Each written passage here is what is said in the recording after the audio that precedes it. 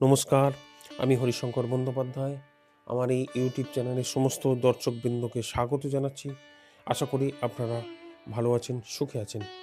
আজকে আমার আলোচনার বিষয় হলো শ্রীমদ্ ভগবদ্গীতা, দ্বিতীয় অধ্যায়, সাংখ্যযোগ। তাহলে শুরু করা যাক। ত্রৈগুণ্য বিষয়া বেদা নিত্রৈগুণ্য ভবার্জুন নির্দ্বন্দ্ব নিত্য সন্তুষ্ট নির্যোগক্ষেম আত্মবান। অনুবাদ: বেদে প্রধানত জরা প্রকৃতির তিনটি গুণ সম্বন্ধেই আলোচনা করা হয়েছে।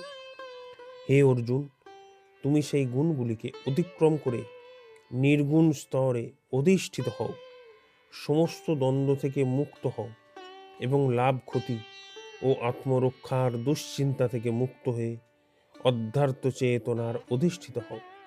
তাৎপর্য বা মানে: জরা প্রকৃতির তিনটি গুণের প্রভাবে জড় জগতের প্রতিটি ক্রিয়ার প্রতিক্রিয়া দেখা যায়। এই প্রতিক্রিয়া বা কর্মফল জীবকে জড় জগতের বন্ধনে আবদ্ধ করে রাখে। বেদ সাধারণত সকাম কর্ম করার শিক্ষা দান করে, যার ফলে সাধারণ মানুষ জড় সুখ উপভোগ ও জড় ইন্দ্রিয়ের তৃপ্তি সাধনের স্তর থেকে ক্রমশ অদক্ষজ স্তরে উন্নীত হতে পারে। ভগবান তার প্রিয় সখা ও প্রিয় শিষ্য অর্জুনকে উপদেশ দিয়েছেন বেদান্ত দর্শনের মম উপলব্ধি করে পরা প্রকৃতিতে অধিষ্ঠিত হতে। এই বেদান্ত দর্শনের প্রথম হচ্ছে ব্রহ্ম জিজ্ঞাসা, অর্থাৎ পরব্রহ্মের অনুসন্ধান করা। জড় জগতে প্রতিটি জীবই বেঁচে থাকার জন্য কঠোর সংগ্রাম করছে। এই সমস্ত মায়াবদ্ধ জীবকে উদ্ধার করার জন্য ভগবান সৃষ্টির আদিতে বৈদিক জ্ঞান দান করেন, যাতে তারা বুঝতে পারে কী রকম জীবনযাপন করলে তারা এই জড় বন্ধন থেকে মুক্ত হতে পারবে এবং তাদের প্রকৃত আলোয় ভগবত ধামে ফিরে যেতে পারবে।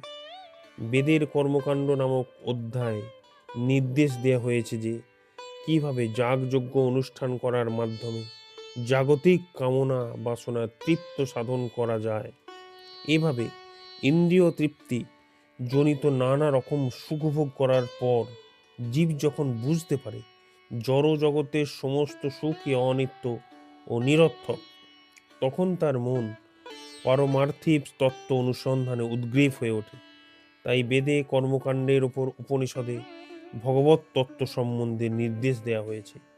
বিভিন্ন উপনিষদগুলি হচ্ছে বিভিন্ন বেদের মর্মার্থ, যেমন গীত উপনিষদ বা ভগবদ গীতা হচ্ছে পঞ্চম বেদ, মহাভারতের সারাংশ।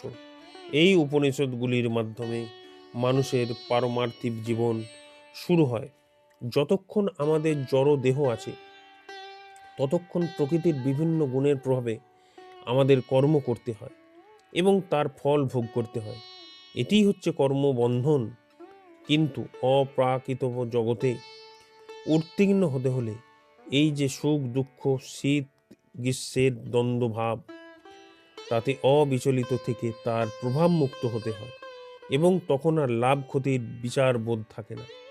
তখন মন আর অনুশোচনা ও অহংকার দ্বারা বিমোহিত হয় না।